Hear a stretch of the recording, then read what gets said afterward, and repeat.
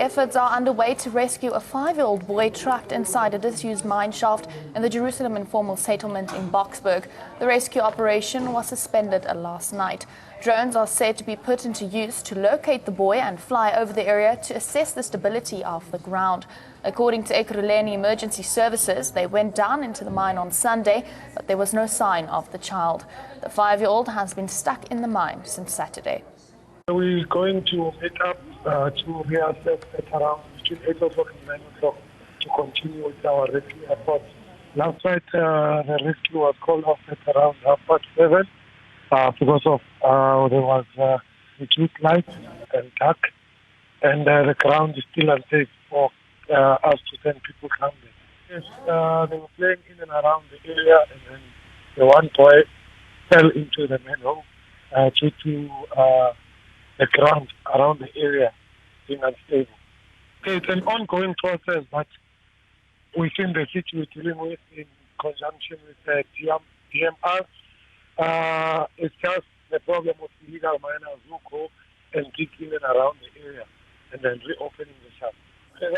At the current moment, we cannot confirm. After the briefing, we'll take a decision on what steps will be taken going forward, because of in and around these areas, you find that there's pockets of oxygen sometimes where you can survive.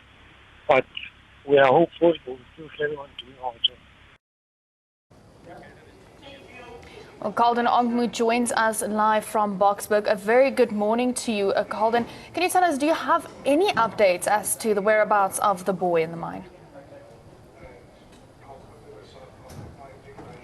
Well, it's about 10 a.m. this morning, and I'm here in Jerusalem, where you can see behind me this huge gape of hole. It's an unused mine shaft where the 5-year-old fell here on Saturday. EMS have been trying their best, but right now we haven't seen any officials as of yet. We did speak to Johannesburg EMS spokesperson, who said that they are in a meeting currently.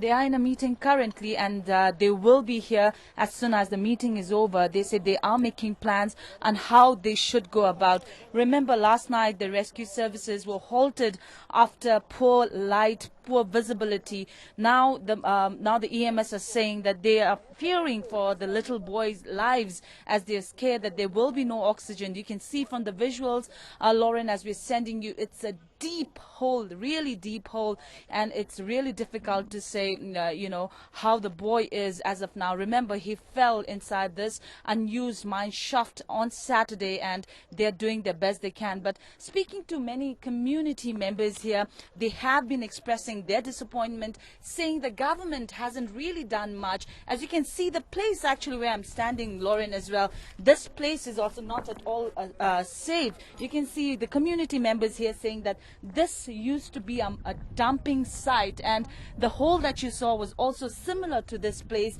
It was like this, a very plain place, but then on February, as according to the community members, on February, this is when it sank, and the hole has been left open like this. But we will speak to the community members here to gauge on what they have to say. Thank you for speaking to us, Sissy. Can you just tell us, what did you see here, and how do you feel as a community member of this informal settlement? We are scared, and this place is not safe for our children and for everyone in this community. I think the government can give us a zamazamas to help. It's okay. Thank you so much. You can see many community members here really nervous about what's going on. They say they fear for their children's safety. And it's not only just about children, even older people. They say if a hole like this, a huge hole, can sink in any time from this particular place where they're standing, nobody is safe. But we're still waiting, Stephanie, for the EMS spokesperson to arrive here and just to let us know, give us the idea on how the rescue operations is going to take place here today. Well, Calden, it's Q here. With regards to the mining companies themselves, I mean, obviously when a mine closes down, isn't it the responsibility of the mining company to close down any holes and try and stabilize the mining ground?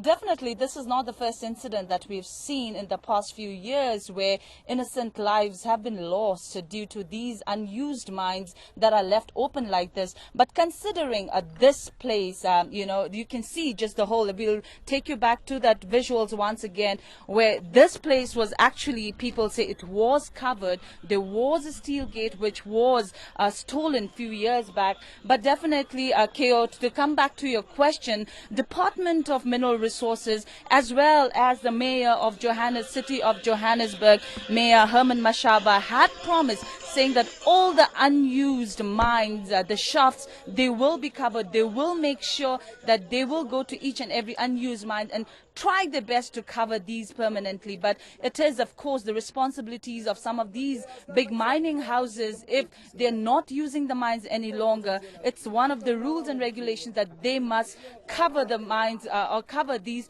permanently. You can see this deep holes here, but some of the, like you heard some of the community members saying, they have more trust in the Zamazamas than the government or the EMS that's helping the child. They say had they been Zamazamas, they would have rescued the child on Saturday or Sunday itself. But they say that EMS services isn't doing much to bring back the boy to safety.